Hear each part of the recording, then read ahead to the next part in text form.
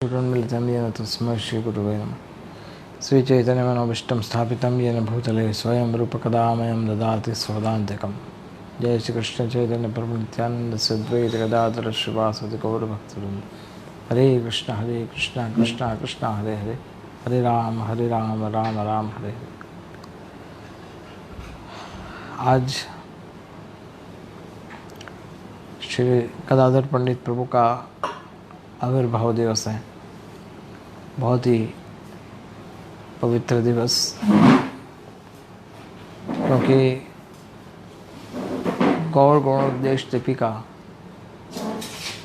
जिस ग्रंथ में चैतन्य महाप्रभु की लीला में जितने पार्षद आए थे, उन सब का ओरिजिनल जो पहचान है उसका वर्णन आता है। गौर गुणोपदेश दीपिका में गदाधर पंडित के विषय में कहा गया है कि वह विश्वभानु की कन्या श्रीमती राधा रानी स्वयं थे, जो चैतन्य महाप्रभु की लीला में प्रकट हुए थे गदाधर पंडित के रूप में। गदाधर पंडित का आविर्भाव और गदाधर पंडित का तिरोभाव दोनों ही अमावस्या के दिन आता है। ऐसा माना जाता है कि चैतन्य महाप्रभु के अंग कांति, चैतन्य महाप्रभु ने श्रीमती राधा रानी का जो भाव है, उनका जो रस है, प्रेम, वो चैतन्य महाप्रभु ने ले लिया। एक रूप से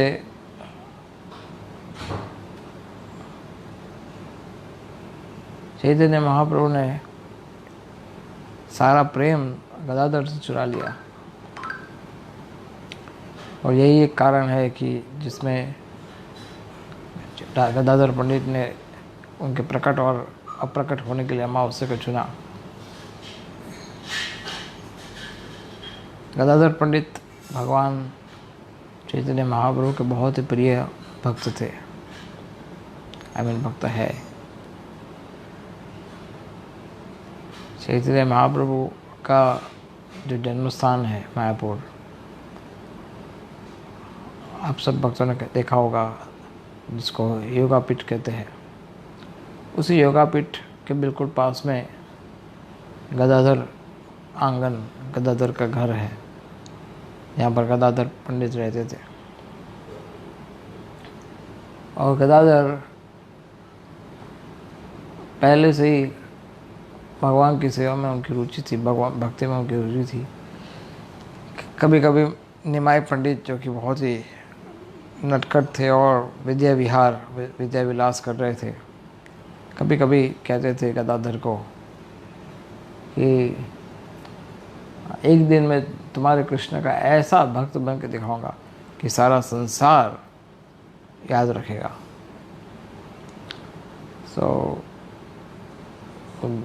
गदाधर दूर से देखते थे निमाई पंडित को आते हुए, तो वो रास्ता बदल देते थे।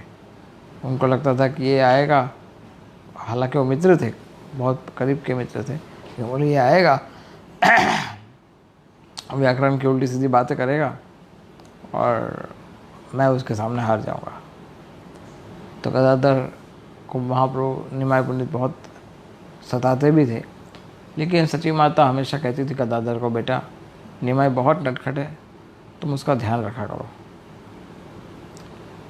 तो जब महाप्रभु निमाई पंडित ने जब अपना प्रकट किया भाव, आध्यात्मिक भाव, तभी भी सची माता ने कहा था कि ये बहुत विह्वल रहता है प्रेम में, इसके कारण तुम हमेशा उसकी सहायता करते रहो। तो कभी कभी निमाई पंडित प्रेम में विह्वल होकर के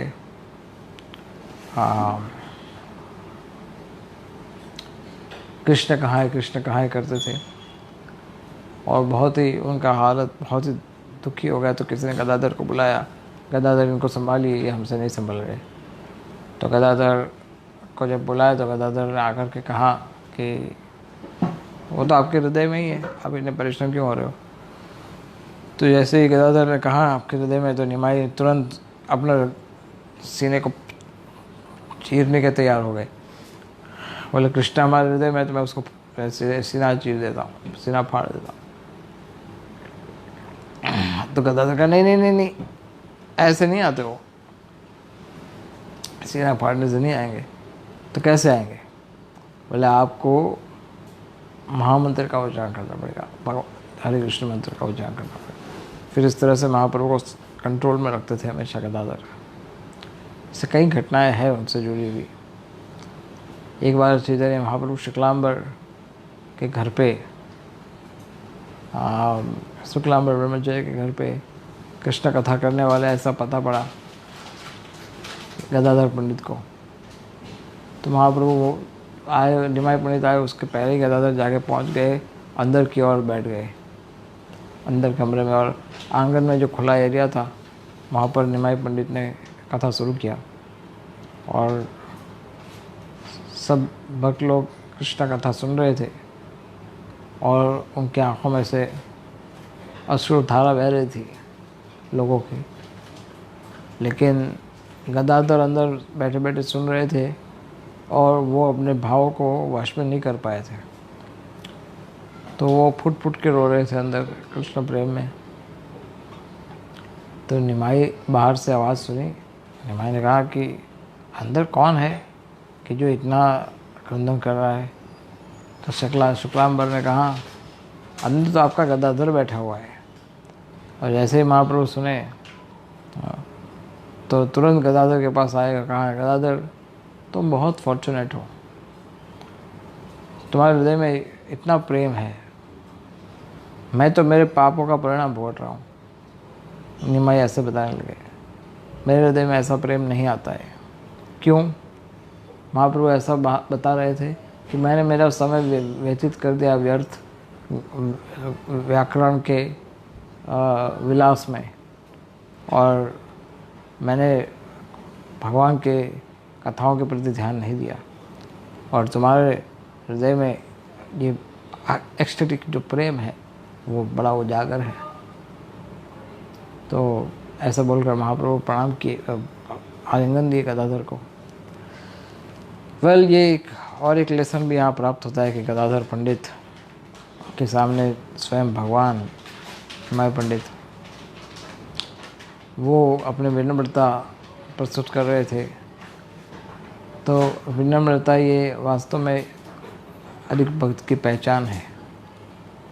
जब भक्त जब कभी ये कहता है कि मैं बहुत अच्छा भक्त हूँ, मैं बड़ा अच्छा सीनियर भक्त हूँ, मैं वरिष्ठ भक्त हूँ, या मेरी भक्ति बहुत स्ट्रांग है, तो समझ लेना चाहिए कि वो वैष्णव सिद्धांत को ठीक से नहीं समझे। जो वैष्णव परंपरा के जो अनुयायी है वो हमेशा यही कहता है कि मुझ में भक्ति है ही नहीं, अर्थात मैं भगवान की सेवा करने में बिल्कुल विफल हूँ। तो ये केवल दिखावे के लिए नहीं होता है, ऐसा नहीं है कि ये केवल बातें करने वाली बातें हैं, जस्ट लिप सर्विस, ऐसा नहीं है। ये वास्तव में भक्तों का भाव होता है, ये हृदय का उनका स्थिति है। गदाधर पंडित के विषय में बहुत सारी बातें हैं बताने के लिए। गदाधर पंडित के विषय में संक्षिप्त में हम आपको बता देंगे, उसके बाद फिर हम हमारा जो रूटीन सब्जेक्ट है वो शुरू करेंगे उसके विषय में। गदाधर पंडित को दीक्षा के लिए भेजा गया था पुंडरीक विद्यानिधि के पास। अब पुंडरीक विद्यानिधि जो है उनके पास गदाधर गए, उन्होंने मन में सोचा कि ये मेरे इनसे एक बड़े प्रसिद्ध वैष्णव है। जब उनको बताया कि मैं तुम्हें एक प्रसिद्ध वैष्णव से मिलाता हूँ, देखो, तो गदाधर ने सोचा कि कोई होगा, कोई सन्यासी, कोई जप कर रहा होगा। लेकिन वहाँ पर जाकर देखा तो पुंडरीक विद्यानिधि तो पूरे आभूषण और गहने बहने पहने हुए थे और महंगे वस्त्र और मुंह में पान और ऐसे तो देख करके गदाधर पंडित को दुख हुआ। गदाधर पंडित सोचने लगे कि मुकुंदा उनके साथ थे, शायद मुकुंदा दत्ता, मैं भी समझ डिवोटी, तो उनके साथ थे। तो उन्होंने कहा कि ये तो लेकिन वैष्णव तो इस प्रकार का आचरण थोड़ी करते हैं वैष्णव, और ये तो कोई बहुत विषय, कोई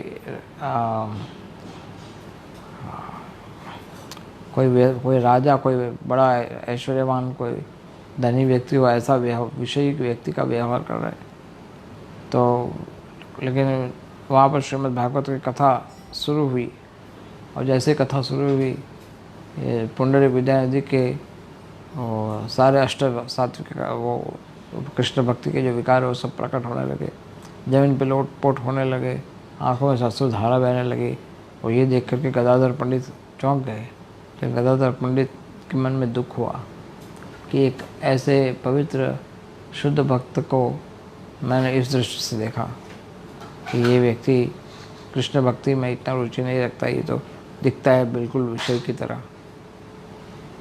तो जब से गदाधर ने जाकर पुंडरीक विद्यानिधि के चरण में शरण लिया और उनसे क्षमा याचना की कि मुझे क्षमा कर दीजिए, मैंने आपको ठीक से पहचान नहीं पाया और आपके विषय में मैंने मानसिक रूप से अपराध किया।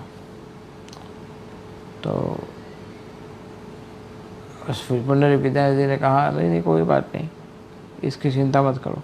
लेकिन गदाधर ने कहा नहीं, मैं आपकी कृपा होगी तभी जब मैं मानूंगा कि आप मुझे अपना दास स्वीकार कर रहे हो, अर्थात आप मुझे शिष्य बनाइए। तो वृषभानु, पुंडरीक विद्यानिधि जो पूर्व जन्म में वृषभानु थे, और गदाधर पंडित श्रीमती राधा रानी, और इस अवतार में पुंडरीक विद्यानिधि के शिष्य बनने के लिए गदाधर पंडित पहुँचे। तो गदाधर पंडित ने पुंडरीक विद्यानिधि से दीक्षा तो ले लिया, लेकिन वो हमेशा निमाई के पास में ही रहते थे। और कई महत्वपूर्ण बातें हैं गदाधर पंडित की कि गदाधर को कई बार गदाई भी कहा जाता है। जैसे गौर निताई होता है वैसे गौर गदाई। कई मंदिर भी है नवद्वीप में गौर गदाधर के, जो कि चंपाहाटी में है, शायद मामगाची में भी है। तो इस तरह से गौर गदाधर के कई मंदिर हैं। तो अद्वैत आचार्य ने स्वयं पूजा की थी गदाधर पंडित, चैतन्य महाप्रभु और नित्यानंद प्रभु की। तो ऐसे कई वर्णन है कि स्वयं भगवान इस तरह से लीला प्रस्तुत किए। लेकिन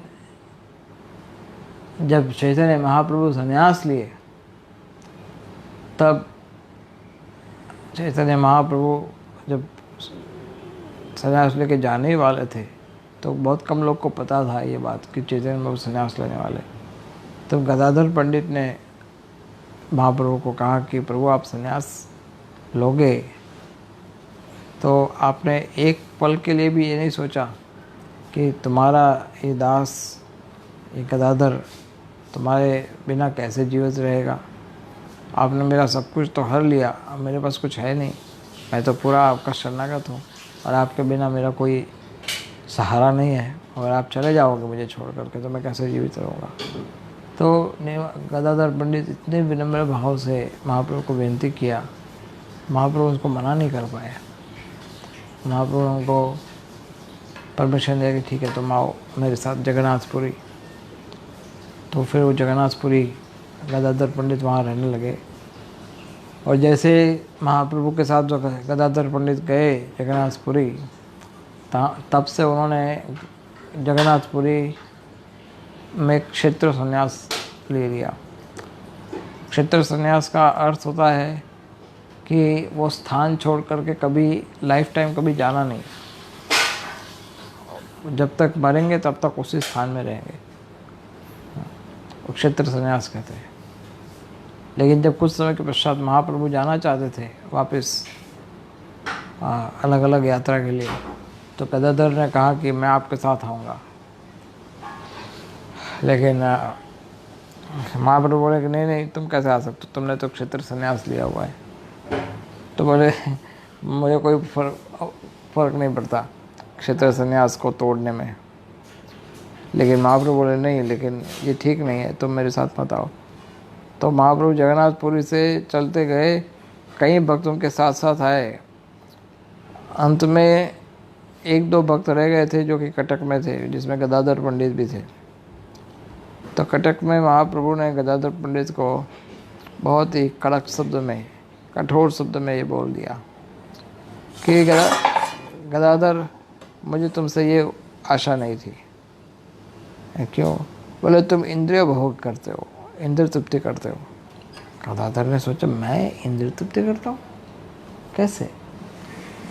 बोले तुम अपने संतोष के लिए मेरे साथ आना चाहते हो, और मैंने तुम्हें कई बार कहा कि तुम जाओ जगन्नाथपुरी में रहो, लेकिन तुम अपना ही हित सोच रहे हो, मेरी बात नहीं सुन रहे हो। तो इसको इंद्रिय भोग ना करे तो क्या करे? फिर महाप्रभु ने को कह दिया कि मैं फिर से तुम्हें कहता हूँ कि अब तुम यहाँ से वापस लौट जाओगे जगन्नाथपुरी, और तुम्हें मेरी शपथ है। अब एक शब्द भी तुम आगे इसके सामने कुछ बोले। तो गदाधर पंडित कुछ नहीं बोल पाए, लेकिन शपथ है महाप्रभु की, तो वहीं पर बेहोश हो गए।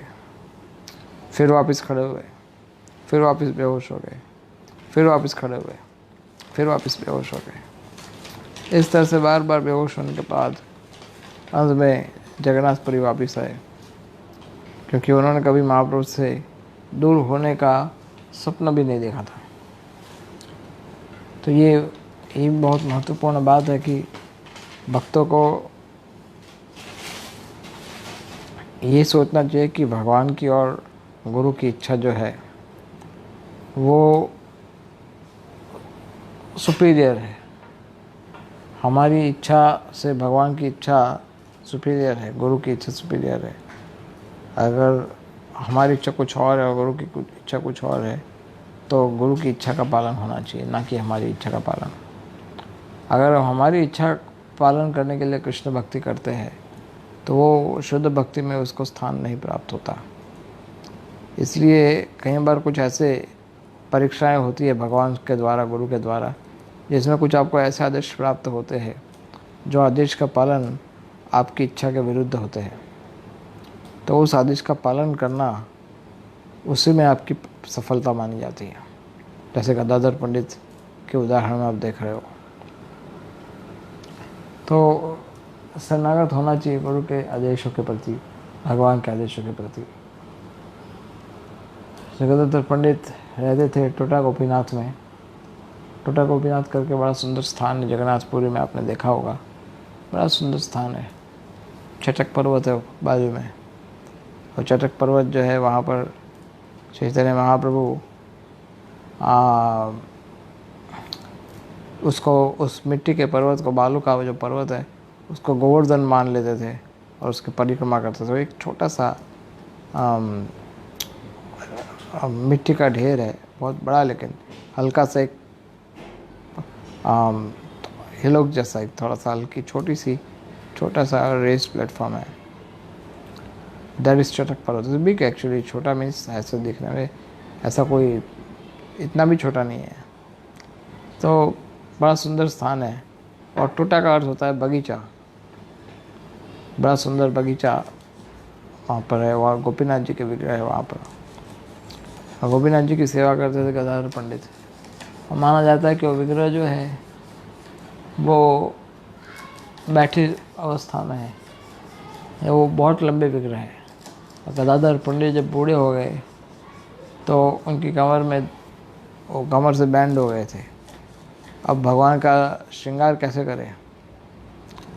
तो एक दिन ऐसा हुआ कि भगवान से प्रार्थना करने लगे कि प्रभु अब तो मेरी कमर से मैं सीधा नहीं हो सकता और आपकी हाइट जो है वो भी लंबी है, मैं आपके मुकुट वगैरह श्रृंगार नहीं कर पाऊँगा, मैं केवल आपके चरणों का श्रृंगार ही करूँगा, आपका धोती वगैरह श्रृंगार करूँगा, मुझे क्षमा कीजिए, मैं अक्षम हूँ आपका पूरा श्रृंगार करने के लिए।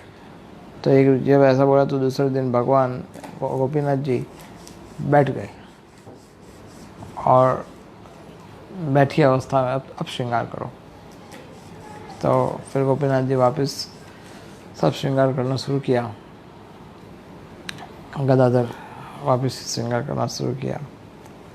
तो गदाधर का जो गोपीनाथ जी का जो चरण है, ऐसा लोग कहते हैं कि वहाँ पर महाप्रभु अपनी लीला समाप्त करके उसी चरण में समा गए थे।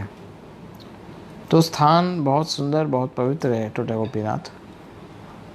और चैतन्य महाप्रभु नित्यानंद प्रभु प्राय उधर जाते थे और श्रीमद् भागवत की चर्चा करते थे। विशेष करके प्रहलाद महाराज और ध्रुव महाराज की कथाओं को महाप्रभु बहुत पसंद करते थे और दोनों के चरित्र को बार बार सुनते थे। और गदाधर पंडित इतना अच्छा रसोई बनाते थे कि उनके द्वारा पकाया हुआ खाना, भोजन जो है, उसको खाने के लिए महाप्रभु बहुत प्रतीक्षा करते थे। एक दिन उन्होंने महाप्रभु ने बुलाया था, गदाधर ने बुलाया था महाप्रभु को भोजन के लिए। तो निमाई नित्यानंद भी साथ में जुड़ गए और दोनों प्रभु को गदाधर ने राइस बना कर खिलाया, राइस और सब्जी और भी कुछ व्यंजन। तो राइस और नित्यानंद प्रभु ने कहा कि ऐसा राइस हमें पूरे संसार में कहीं पर नहीं मिलेगा। और ऐसा क्यों ना हो, क्योंकि श्रीमती राधा रानी कुकिंग में तो नंबर 1 माने जाते हैं। क्योंकि संसार में क्या, पूरे क्रिएशन में या आध्यात्मिक जगत या भौतिक जगत या कोई भी स्थान में राधा रानी से सुंदर, राधा रानी से अच्छी रसोई और कोई बना ही नहीं सकता है। इसलिए और उनको वरदान भी है कि जो उनके हाथ का बना खाएगा वो स्वस्थ रहेगा, वो कभी बीमार नहीं होगा। इसलिए कृष्ण निरंतर राधा रानी को बुलाते थे भोजन के। यशोदा माता बुलाती थी वृंदावन में कृष्ण के लिए भोजन बना के। तो रोज़ प्रतिदिन का ये नियम था कि श्रीमती राधा रानी जाते थे नंदगांव और कृष्ण के लिए भोजन बनाते। ये रोज़ का रूटीन था उनका।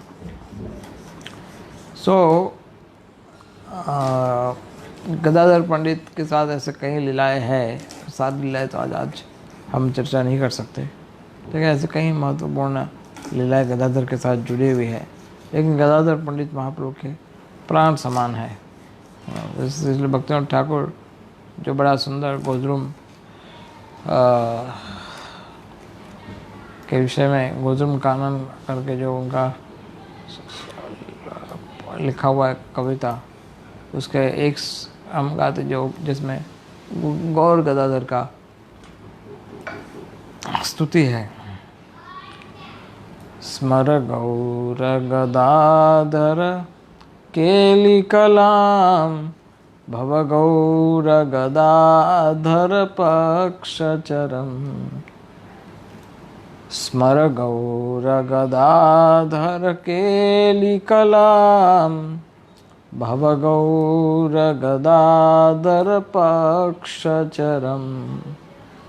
शृणु गौर गदाधर चारु कथाम, भज गोद्रुम कानन कुंज विदुम।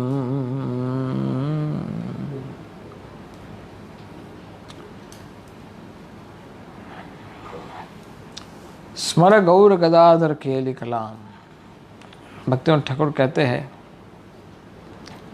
कि हमेशा गौर गदाधर से जुड़े हुए जो केली कलाम अर्थात उनके जो लीलाएं हैं उनका स्मरण करो।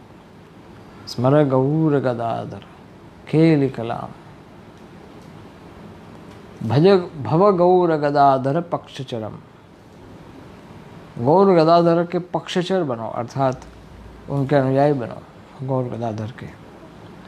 सुनु गौर गदाधर चारु कथाम, और गौर गदाधर की जो दिव्य कथाएं हैं,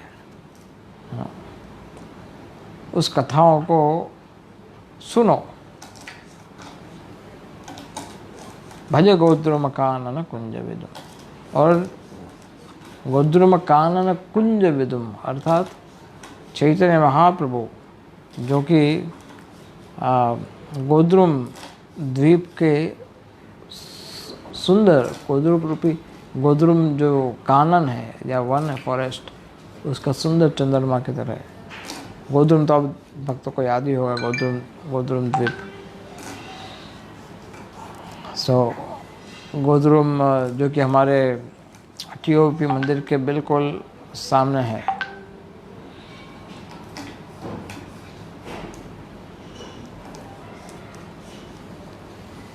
टीओपी मंदिर के बिल्कुल सामने है जो है वो जगह है गोद्रुम द्वीप,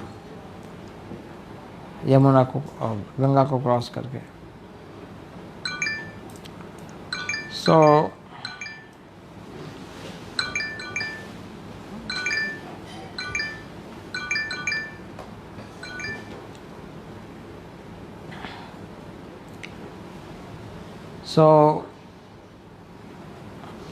हाँ, ये बड़ा सुंदर सॉन्ग है, गोद्रुम कानन कुंज विदुम, अर्थात गोद्रुम कानन का जो ये सॉन्ग है। वेल,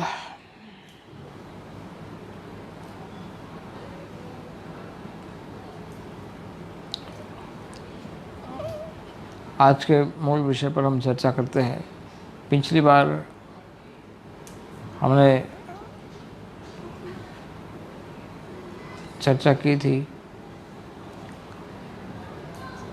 कि किस तरह से प्रभुपाद चाहते थे कि स्त्रियों का आदर रक्षा होना चाहिए, और साथ साथ में उसके विषय में हमने सुना था कि कैसा हमारा बिहेवियर होना चाहिए। प्रभुपाद जी का लेटर है गर्ग मुनि को, उसमें से कुछ अंश आपके सामने संक्षिप्त में बताते हैं।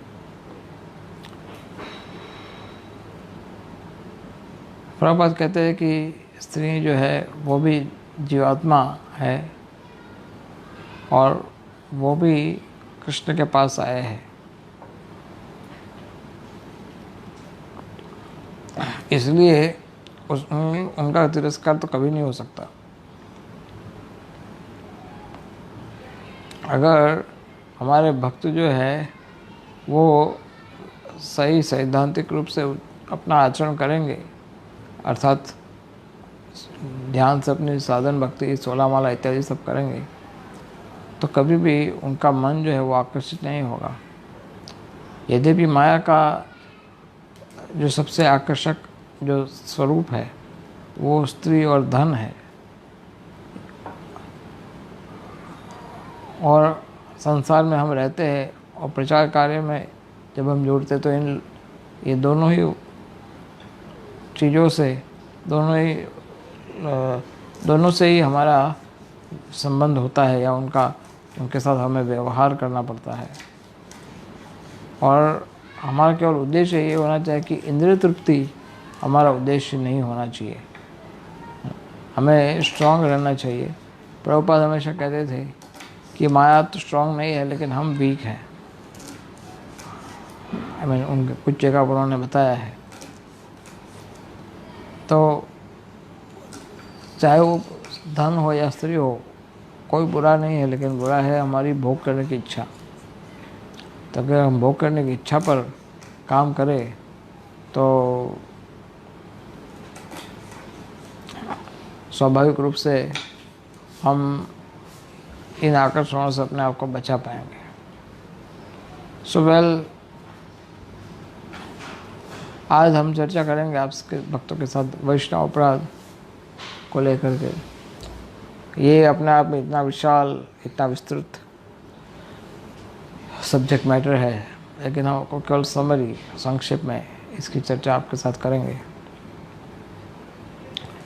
सबसे पहले हमें ये जानना चाहिए कि वैष्णव कितना महान होता है।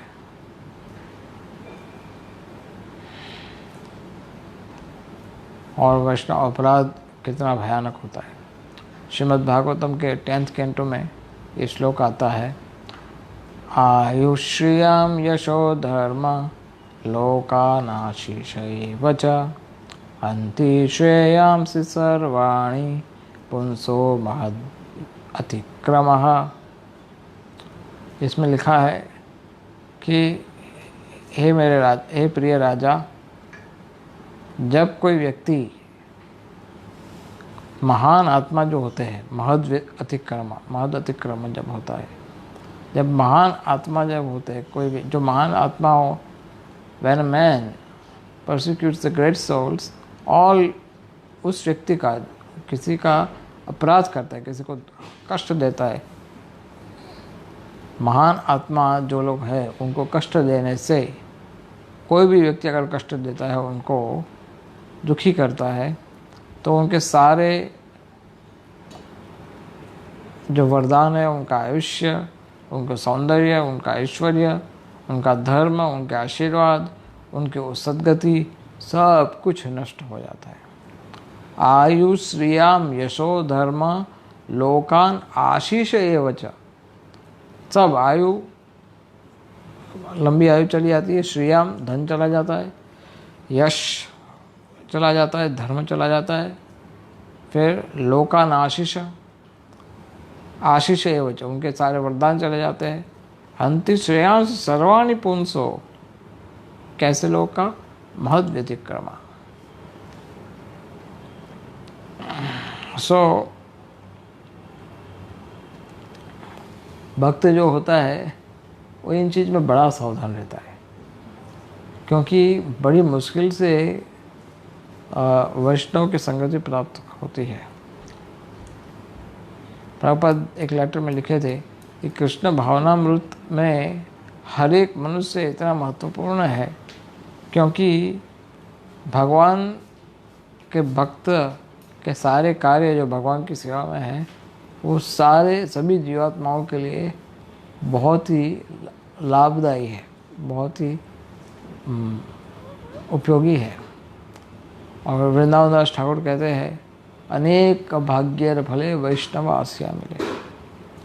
अनेक भाग्य, बहुत बहुत भाग्य, अनेक अनेक पुण्य, अनेक अनेक तप व्रत, इन सब का पालन करने के पश्चात भी इतने जन्म जन्म के मेरिट सब इकट्ठे होते हैं, और कभी किसी कारण से, किसी तरह से आपके जीवन में वैष्णव इन सब का परिपक्व जब होता है, तब जाके वैष्णव प्राप्त होते हैं। अनेक भाग्य फले वैष्णव आस्या मिले, तब जाके वैष्णव हम प्राप्त कर सकते हैं। वैष्णव बहुत दुर्लभ है। कृष्णा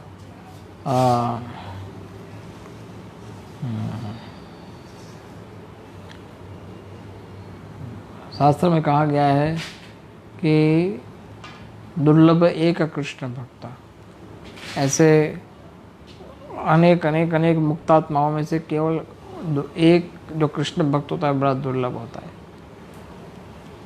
अनेक अनेक कर्मियों के बीच में वर्णाश्रम का पालन करने वाला श्रेष्ठ है। ऐसे हजारों वर्णाश्रम के पालन करने वाले में से एक ज्ञानी श्रेष्ठ है। करोड़ों ज्ञानियों में से कोई एक व्यक्ति मुक्ति के लिए प्रयास करता है। ऐसे करोड़ों मुक्ति वाले प्रयास करने वालों में से कोई एक जीवन मुक्त बन सकता है, और ऐसे करोड़ों जीवन मुक्त में से एक कृष्ण भक्त दुर्लभ मिलता है। तो आप सोचिए कि भक्त जो है कितना रेयर है, विशेष करके इस कलयुग में हमारे कई भक्त हैं जिनको संगति का लाभ नहीं मिल रहा है। कोई ऐसे स्थान में है जहाँ पर ना कोई मंदिर है और ना ही कोई नाम हटता है भक्ति वृक्ष या कोई भक्तों के परिवार है। तो उन लोग कभी आप उनको पूछोगे तो आप पता पड़ेगा कि वो कितने असंतुष्ट, कितने दुखी रहते हैं, क्योंकि उनको संग नहीं मिलता। और कभी मिल जाता है संग तो उनके लिए फेस्टिवल बन जाता है। हमारे लिए तो क्या है, कई बार कुछ भक्त हम ऐसे स्थान में रहते हैं जहाँ पर अनेक भक्त है, अनेक मंदिर है, जहाँ पर आप नियमित रूप से सेवा दे सकते हो, नियमित रूप से भक्तों का संग ले सकते हो। लेकिन भक्तों का वैल्यू हमें नहीं है, या फिर हम नहीं कर पाते। मुख्य बात यह है कि जो वास्तव में भगवान की शरणागत है, जो भगवान की सेवा में जुड़े हुए हैं, वो लोग मिलने बहुत दुर्लभ होते हैं। हाँ, आप खुद ही देख लीजिए, अभी आप सब भक्त लोग पिछले 1 महीने से लॉकडाउन अवस्था में है। नो डाउट अभी आप टेक्नोलॉजी का उपयोग कर रहे हैं, इसलिए आप कुछ कंप्यूटर के माध्यम से, मोबाइल फ़ोन के माध्यम से, इंटरनेट के माध्यम से कथा सुन रहे हो, लाइव प्रवचन वो सब होता है, आप एक दूसरे से बात करते हो भक्तों से। लेकिन आप अंदाज़ा लगाइए कि इस अवस्था में क्या आप इतने प्रसन्न हो जितने पहले प्रसन्न थे, क्योंकि ये टेक्नोलॉजी का एसोसिएशन आपको इतना रुचिकर शायद नहीं लगे जितना रुचिकर आप फिज़िकली सामने से किसी भक्त के पास जाकर के उनका एसोसिएशन लेते हो। तो ये स्वाभाविक है कि भक्त बहुत दुर्लभ है। हरिभक्ति विलास के कुछ अंश आपके सामने प्रस्तुत कर रहे हैं हम कि devotees of Hari are very rare in the age of Kali. The position of the devotee is more elevated than the position of Lord Brahma and Lord Rudra. शास्त्र हरिभक्ति विलास में कहा गया है कि भगवान के भक्त का जो स्थान है वो ब्रह्मा और शिव से महान है, ऐसा कहा गया है। कोई कहेगा नहीं ऐसा कैसे हो सकता है, ऐसा हो सकता है। ये हरिभक्ति विलास का श्लोक है जिसमें से हम ये बता रहे हैं।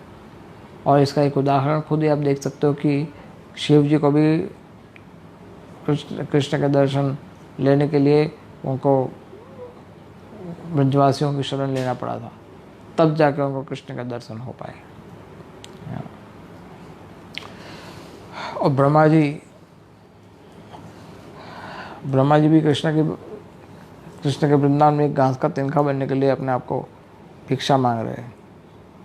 सो इन शॉर्ट, ब्रह्मा और शिव के स्थान से भी भगवान के जो भक्त है, साधारण भक्तों की बात नहीं कर रहे हम,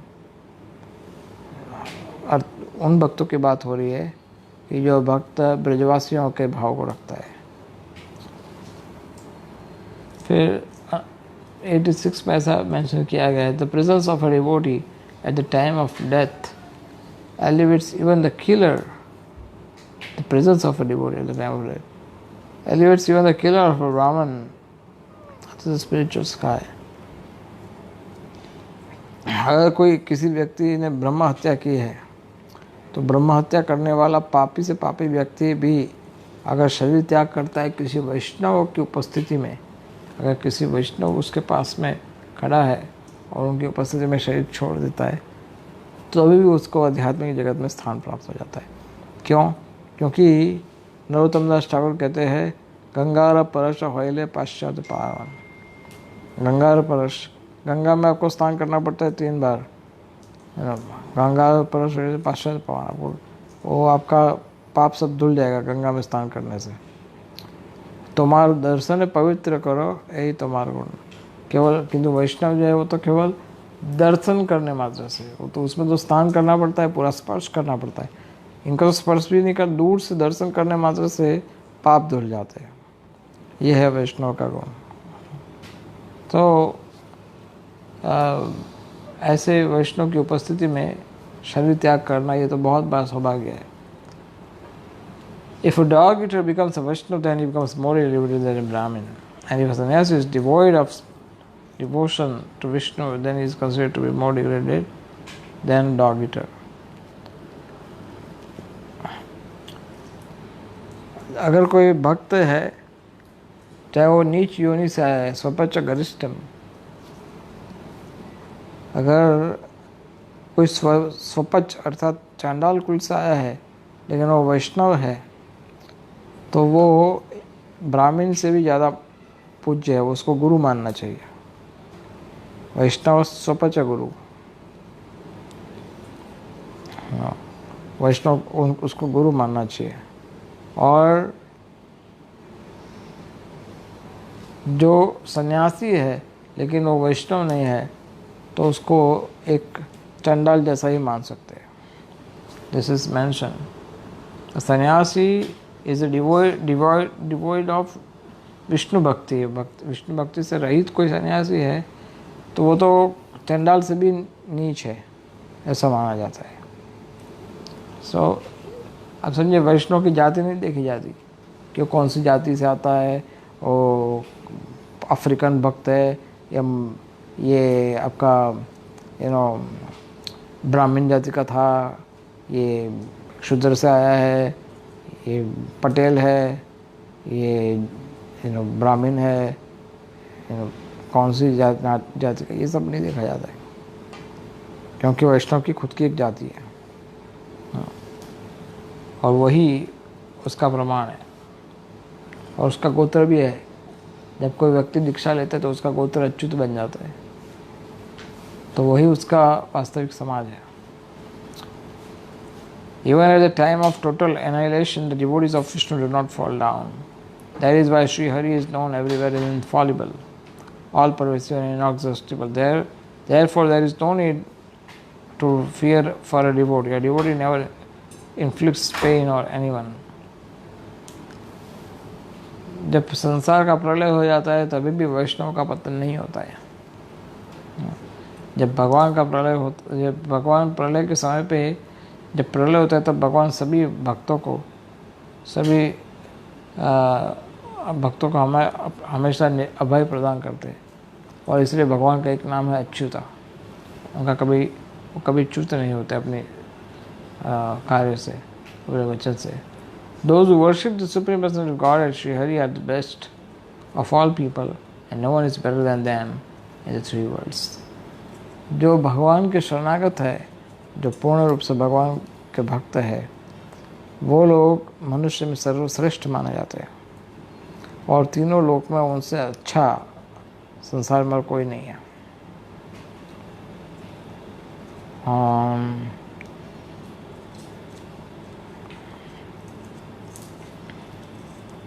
यस्यास्ति भक्तेर Bhagwati अकिंचना.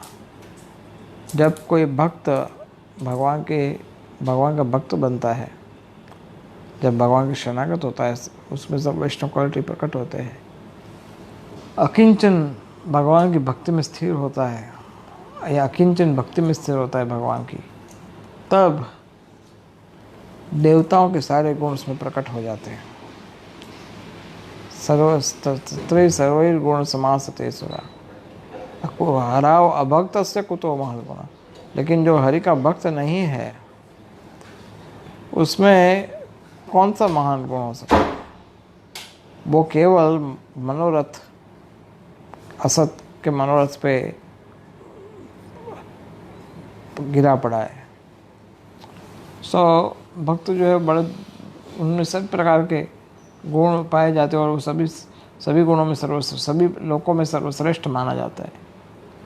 Those sinless, magnanimous Vaishnavas purify the entire creation. Therefore, they are even better than the place of pilgrimage. ये वैष्णव जो होते हैं वो समग्र संसार को पावन करने वाले हैं, इसलिए उनको तीर्थ स्थानों को भी पवित्र करने वाले बोला गया है. तीर्थी कुर्वन्ति तीर्थानि. कहा जाता है कि जब कोई शुद्ध भक्त जैसे प्रभुपाद, वो भगवान जब हरि नाम करते हैं, कीर्तन करते हैं, जब वो कीर्तन करते करते दो हाथ आकाश में उठाते हैं तो ऊपर के सारे लोग पवित्र हो जाते हैं. और जब वो उच्च स्वर से कीर्तन करते हैं तो उनके प्रभाव से सारा स्थान तीर्थ स्थान बन जाता है. Those who are my dear devotees are not actually my devotees. Those who are my devotees are not actually my devotees. And those who are my devotees of my devotees are real devotees.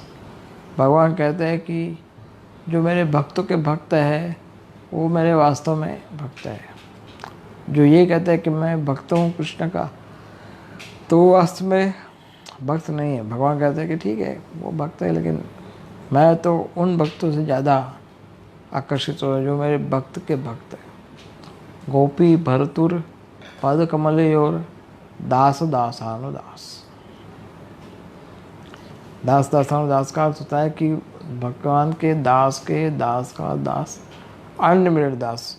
तो लोग तो बोल सकते हैं ऐसा, हाँ प्रभु जी मैं तो अनलिमिटेड दास हूँ, लेकिन बोलने से नहीं होता है,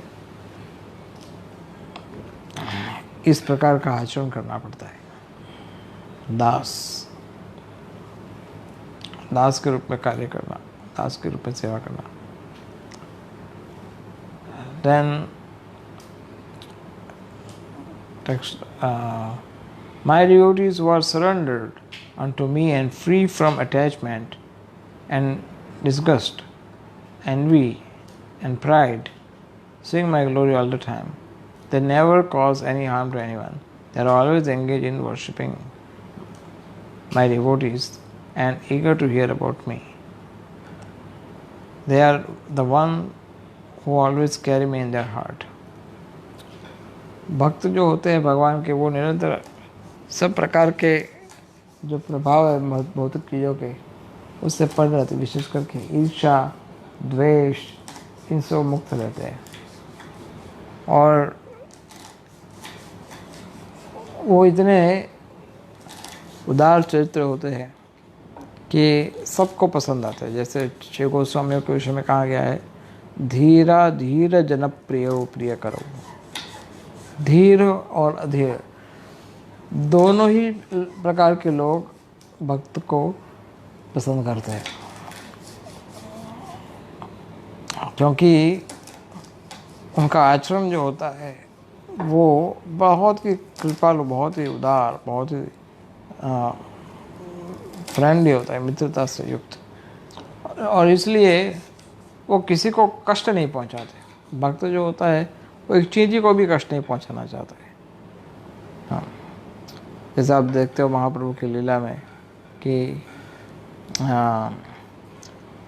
महाप्रभु का एक भक्त था जिनके शरीर में कीड़े पड़ गए थे, जिनको रसी रक्तपीत हो गया था और लेप्रेसी हो गया था, और उनके रस्सी शरीर से निकल गई थी, उसमें कीड़े पड़ गए थे। लेकिन वो कीड़े जो थे वो गिर जाते थे तो वापस उनको उठा करके रख देता था, ताकि वो कीड़े जो है, वो मैं तो ऐसे भी, मेरा शरीर तो ऐसे नष्ट हो गया है, लेकिन कम से कम कीड़े तो उसका फ़ायदा उठाए। वो बहुत ही विनम्र प्रकृति के और परादुखा दुखी हमारे जो भक्त होते हैं वो परादुखा दुखी होते हैं, इसलिए कि दूसरे का कष्ट देख नहीं सकते। तो जैसे आप वासुदेवा विप्रा, उनके विषय में आप देखेंगे, वासुदेव दत्ता, जिन्होंने भगवान से प्रार्थना किया कि आप कृपा करके संसार में जितने भी लोग हैं उन सब का पाप का बोझा मेरे सिर पे डाल दो। उन सब के लिए बोले, इतने सारे लोगों को नरक में रख के क्या करना है, इन सब की ओर से मैं ले लेता हूँ नरक में परमानेंट PR, परमानेंट रेसिडेंट, उधर ही रहता हूँ नरक में, सबका भोगता रहूँगा, लाइफ अनंत काल तक भोगता रहूँगा सबके पाप का बोझा, इन सब का उद्धार कर दो। तो महाप्रभु बहुत प्रभावित हुए। महाप्रभु ने उनको कहा कि अगर तुम्हारे उन सबका पाप का बोझा तुम पर डाल सकता हूँ तो उन सबका पाप का बोझा मैं नष्ट भी कर सकता हूँ, तो मैं तुम्हारी इच्छा का अवश्य पूरी कर दूँगा। तो ये है भक्तों का स्वभाव। भक्त बहुत ही परादुखा दुखी होते हैं, इसलिए हमेशा भगवान के हृदय में निवास करते हैं। तुम्हारा हृदय सदा गोविंद विश्राम, गोविंद कहे न मोर वैष्णव प्राण। आपके हृदय में हमेशा गोविंद विश्राम करता था, हमेशा गोविंद, स्वयं भगवान जो कहीं कहीं रहते नहीं, वो वैष्णव के हृदय में निरंतर निवास करते हैं। और इसके कारण वैष्णव का हर एक आचरण, हर एक उनका क्रियाकलाप कृष्ण की उपस्थिति के प्रभाव में होता है, और वो हर एक कार्य भगवान की प्रसन्नता के लिए करता है, और इसके कारण वो जहाँ कहीं भी जाता है वो सब जगह पवित्र हो जाती है। तो ये कुछ महिमा हमने वैष्णव की संक्षेप में आपसे चर्चा की, क्योंकि ये बड़ा आवश्यक होता है कि हम वैष्णव को पहले जाने कि उनकी महानता क्या है, क्यों इस अपराध, वैष्णव अपराध को इतना बल क्यों दिया गया है कि उससे बचना चाहिए। अपराध शब्द का अर्थ होता है जिससे श्रीमती राधा रानी दुखी हो, अर्थात कृष्ण दुखी हो, उसको अपराध कहते हैं।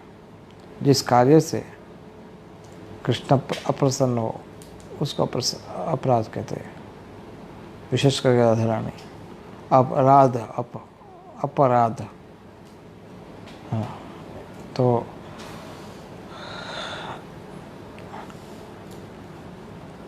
ये अपराध ऐसा महान समस्या है, विशेष करके वैष्णव अपराध। इसको पागल हाथी की तुलना दी गई है। हाथी माता, पागल हाथी, वो सारे बगीचे को नष्ट कर देता है, उसको उठा के पटक देता है। भक्ति लता जो होती है उसको कुचल देता है पागल हाथी। इसलिए वैष्णव अपराध से बड़ा सावधान रहना चाहिए। इसके विषय में एक लेटर है श्रील प्रभुपाद जी का, गोपाल कृष्ण गोस्वामी महाराज को लिखा हुआ लेटर है। इसमें वो लिख रहे हैं, you are always alert to see whether you are committing some offence. This is very nice attitude in rendering service to the lord Krishna and his representative, the spiritual master. We should always maintain this fearful attitude, which means careful attention. This attitude will advance you progressively in Krishna consciousness. Prabhupada ji ने लिखा है गोपाल कृष्ण महाराज को कि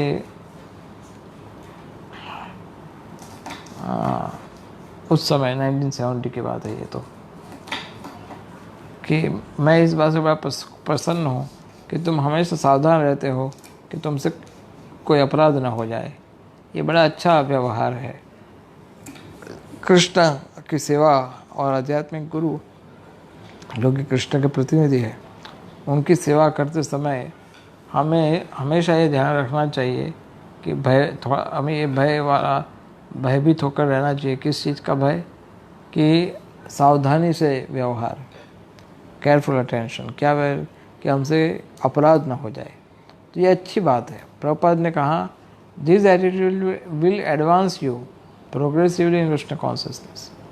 तुम्हारा ये जो मनोभाव है, ये व्यवहार है, वो तुम्हें कृष्ण भक्ति में प्रगति करने के लिए सहायता करेगा, वो तुम्हारी प्रगति कराएगा। सो इसलिए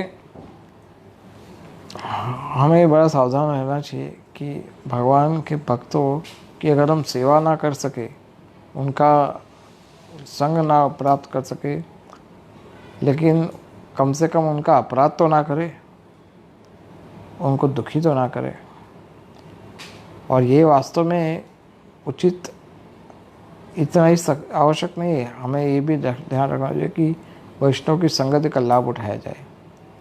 और कोई कहेगा कि प्रभु जी उनके साथ संगति करने में यही समस्या आ जाती है कि हम इतने अच्छे नहीं हैं और इसलिए हम कभी कभी गलतियां कर बैठते हैं, अपराध हो जाते हैं, और हम जाते तो भगवान वैष्णव को संग लेने के लिए, लेकिन परिणाम आता है सीधा अपराध के साथ, वापिस आते हैं घर अपराध हाथ में लेकर के। तो क्या किया जाए? सावधान रहना चाहिए कि ये वैष्णव जो है उनको साधारण मनुष्य नहीं मान करके उनकी शिक्षाओं पर ध्यान देना चाहिए, और वो जो संदेश देते हैं, वो आचरण के द्वारा जो सिखाते हैं, इससे हमें सीख प्राप्त करनी चाहिए, शिक्षा प्राप्त करनी चाहिए। ना कि हम कई बार कहा जाता है कि गुरु और वैष्णव उनके साथ जो व्यवहार है वो बिल्कुल ऐसे होता है जैसे अब दिए के साथ है, तो कोई लैंप है, ज्योति, प्रकाश, दिया, आप उसके बहुत ज़्यादा करीब जाते हो तो जल जाने का चांसेस है। अगर आप उनसे बहुत दूर चले जाते हो तो अंधकार हो जाएगा। इसलिए उतनी दूरी पर रहना कि जितनी दूरी पर आप उनका प्रकाश भी ले सको और साथ साथ में आपसे कोई अपराध ना हो जाए। तो ये उचित व्यवहार के कारण अगर हम ऐसा उचित व्यवहार करेंगे तो इसका परिणाम यह आएगा कि हम वैष्णव के अपराध से बच पाएंगे। और वैष्णव अपराध बहुत ज़्यादा हमारे जीवन में, क्योंकि हम इतने सावधान नहीं रहते, इसलिए हम लाइटली लेते हैं। हम सोचते हैं कि हाँ हाँ प्रभु जी वैष्णव अपराध बोला है, लेकिन इसकी ये व्यक्ति का अपराध थोड़ा बोला था। वैष्णव अपराध तो प्रभुपाद का नहीं करना है, कोई सन्यासी गुरु ऐसे इन लोग का नहीं करेंगे। अभी ये आजकल का आया वो, उसको क्या पता है, इसको कुछ आता नहीं। और वो भक्त, अरे उसकी गाथा तो मुझसे सुनो, वो क्या करता है कैसा करता है सब पता है मुझे, सारी कुंडली है मेरे पास। तो इस प्रकार की जो विचारधारा जिसको हम लाइटली लेते हैं, सब कुछ एवरीथिंग वी टेक लाइटली, कि हाँ ठीक है मैं भी, इसका परिणाम है कि हम अहंकार से ग्रस्त हैं। हम सोचते हैं कि हम बहुत आगे बढ़े हुए हैं और बाकी सब भक्त लोग कमज़ोर हैं। नहीं, ये सैद्धांतिक रूप से हमें लाभ नहीं करता है।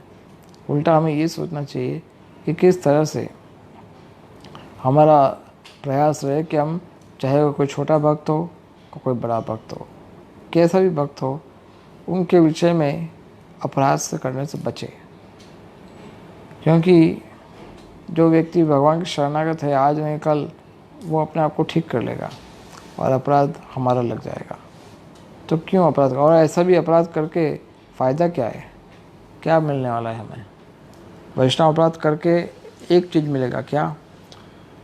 भौतिक आकर्षण बढ़ेगा और भगवान के प्रति, भगवान के कथाओं के प्रति, भगवान के भक्तों के संग के प्रति हमारा आकर्षण जो होगा वो कम होता जाएगा। हमें लगेगा बाद में अपराध करने के पश्चात अब तो कुछ बचा ही नहीं है, अब तो केवल वही हमारी भौतिक जीवन की दुनिया में रहेंगे और मुझे भक्तों की संगति में नहीं जाना है, मुझे भगवान मंदिर दर्शन करने नहीं जाना है, मंदिर में तो सब मैं देखता हूँ सब कैसा है वैसा है। ये सब इसलिए होता है क्योंकि हम वैष्णव अपराध से ग्रस्त है।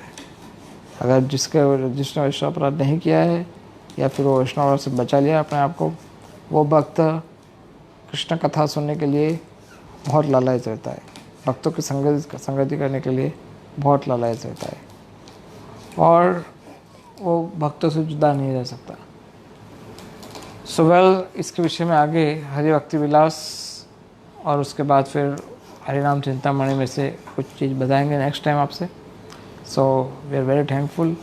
आज बहुत सुंदर अवसर था, गदाधर पंडित का आविर्भाव दिवस, और हम गदाधर पंडित के चरणों में ये प्रार्थना करते हैं कि आज और एक फेस्टिवल हमने लॉकडाउन में बिताया और हम उनके चरणों में प्रार्थना करते हैं कि आज हम पर वो कृपा करे कि हम चैतन्य महाप्रभु जो कि उनके हृदय में स्थित है, उनका जो कृपा का बूंद है, उनकी जो गौर प्रेम धन है, वो प्रेम धन का एक अंश हमें प्राप्त हो सके। और विशेष करके उनका जो आंदोलन है चैतन्य महाप्रभु का, उस आंदोलन को पूरे विश्व में प्रसारित करने में हमारी ओर से कुछ कंट्रीब्यूशन हम दे पाए, यही हमारा एकमात्र जीवन का उद्देश्य हो।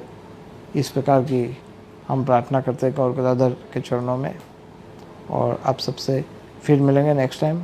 Thank you very much. Hare Krishna. प्रश्न